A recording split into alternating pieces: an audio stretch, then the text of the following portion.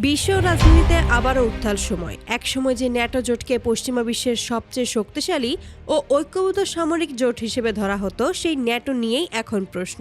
এই জোট কি আদৌ আগের মতোই কার্যকর আছে, নাকি ইউরোপ আমেরিকার দ্বন্দ্বে ন্যাটো কার্যত ভেঙে পড়েছে? এই প্রশ্নগুলোর কেন্দ্রে রয়েছে যুক্তরাষ্ট্রের সাবেক ও পুনর্নির্বাচিত প্রেসিডেন্ট ডোনাল্ড ট্রাম্প। 2024 সালের মার্কিন প্রেসিডেন্ট নির্বাচনে জয়ী হয়ে ক্ষমতায় বসার সময় ট্রাম্প আমেরিকার জনগণকে আশ্বাস দিয়েছিলেন যুক্তরাষ্ট্র আর অপ্রয়োজনীয় যুদ্ধে জড়াবে না, বিদেশে অর্থব্যয় কমিয়ে দেশের জনগণের উন্নয়নে মনোযোগ দেওয়া হবে, আমেরিকা ফার্স্ট নীতিই হবে তার প্রশাসনের মূল ভিত্তি। কিন্তু ক্ষমতায় বসার পর থেকে ট্রাম্পের কর্মকাণ্ড ঘিরে শুরু হয় ব্যাপক বিতর্ক। বিশ্লেষকদের একটি অংশ মনে করছেন, ট্রাম্প ধীরে ধীরে তার আগের অবস্থান থেকে সরে এসে আরও আক্রমণাত্মক ও আগ্রাসী পররাষ্ট্রনীতি গ্রহণ করেছেন। বিশেষ করে ইউরোপ এবং লাতিন আমেরিকার বিভিন্ন অঞ্চলে যুক্তরাষ্ট্রের ভূমিকা নিয়ে প্রশ্ন উঠতে শুরু করে। সবচেয়ে বেশি আলোচনায় জন্ম দেয় ভেনেজুয়েলা ইস্যু। সমালোচকদের দাবি, ট্রাম্প প্রশাসনের সরাসরি হস্তক্ষেপে ভেনেজুয়েলার অভ্যন্তরীণ রাজনীতিতে অস্থিরতা আরও বেড়ে যায়। যদিও এই বিষয়ে যুক্তরাষ্ট্রের পক্ষ থেকে আনুষ্ঠানিক ব্যাখ্যা দেওয়া হয়, তবুও আন্তর্জাতিক মহলে বিষয়টি নিয়ে তীব্র সমালোচনা হয়। অনেকে এটিকে একটি স্বাধীন রাষ্ট্রের সার্বভৌমত্বে হস্তক্ষেপ হিসেবে দেখেন। এরপর আসে গ্রিনল্যান্ড প্রসঙ্গ। ডেনমার্কের স্বায়ত্তশাসিত অঞ্চল গ্রিনল্যান্ডকে ঘিরে ট্রাম্পের মন্তব্য ইউরোপীয় রাজনীতিতে নতুন করে উত্তেজনা তৈরি করে। বিভিন্ন বক্তব্যে ট্রাম্প ইঙ্গিত দেন, কৌশলগত ও খনিজ সম্পদের দিক থেকে গুরুত্বপূর্ণ এবং অঞ্চল যুক্তরাষ্ট্রের নিয়ন্ত্রণে আনা উচিত। যদিও এটি বাস্তবায়নের কোনো আনুষ্ঠানিক ঘোষণা ছিল না, তবুও ইউরোপীয় ইউনিয়ন বিষয়টিকে অত্যন্ত গুরুত্বের সঙ্গে নেয়। ইইউ নেতারা একাধিকবার প্রকাশ্যে এবং কূটনৈতিক চ্যানেলে ট্রাম্প প্রশাসনকে সতর্ক করেন।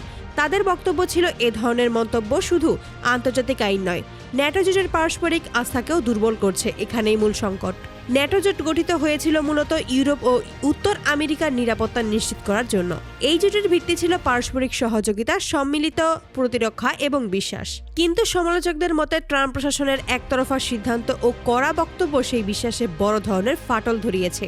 ইউরোপের একাধিক দেশ অভিযোগ তোলে, যুক্তরাষ্ট্র ন্যাটোর নিয়ম নীতি উপেক্ষা করে নিজস্ব স্বার্থে সিদ্ধান্ত নিচ্ছে, এমনকি জাতিসংঘের কিছু নীতিমালাও লঙ্ঘিত হচ্ছে বলে অভিযোগ ওঠে। এর পাল্টা প্রতিক্রিয়ায় ইউরোপীয় দেশগুলো নিজেদের নিরাপত্তা নিয়ে নতুন করে ভাবতে শুরু করে। ফ্রান্স, জার্মানি সহ কয়েকটি দেশ আলাদা ইউরোপীয় প্রতিরক্ষা কাঠামোর প্রয়োজনীয়তার কথা প্রকাশ্যে বলতে শুরু করে, যা কার্যত ন্যাটোর ঐক্যকে আরও দুর্বল করে দেয়। বিশ্লেষকরা বলেছেন, ন্যাটো হয়তো কাগজে কলমে এখনো আছে, কিন্তু বাস্তবে এই জোট আর আগের মতো ঐক্যবদ্ধ বা স্থিতিশীল নয়। যুক্তরাষ্ট্র ও ইউরোপের মধ্যেই বিশ্বাসের সংকট এতটাই বেড়েছে যে কোনো বড় সংকটে ন্যাটো একসঙ্গে কাজ করতে পারবে কিনা তা নিয়েই সংশয়।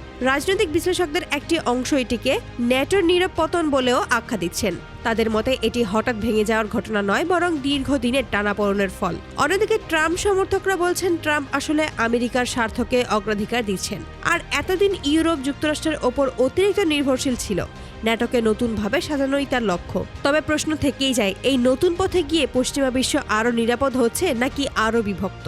সব মিলিয়ে বলা যায়, ন্যাটো জোট আজ এক গভীর সংকটের মধ্য দিয়ে যাচ্ছে। এটি আনুষ্ঠানিক ভাঙন না হলেও রাজনৈতিক ও কৌশলগতভাবে জোটটি যে বড় ধরনের অস্থিরতার মুখে, তা অস্বীকার করার উপায় নেই। এই পরিস্থিতি ভবিষ্যতে বিশ্ব রাজনীতিকে কোন দিকে নিয়ে যাবে? ইউরোপ কি যুক্তরাষ্ট্র ছাড়াই নিজেদের নিরাপত্তা নিশ্চিত করতে পারবে, নাকি আবারও কোনো বড় সংকট ন্যাটোকে এক টেবিলে বসতে বাধ্য করবে?